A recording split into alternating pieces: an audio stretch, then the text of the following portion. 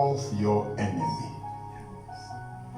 Now, sizawubamba ke izwi elizawuthi, for the mouth of the Lord spoken. Now, sorry, qho xa ndithetha ke phaa ndiyandiyibambe into ethi I wish ube khona ongcwele onondifundela incwadi kaIsaiah chapter 1 verse 19 and 20, because khona into endifuna uzihlale. Ye shall eat the good of the land. Yes. Verse 20.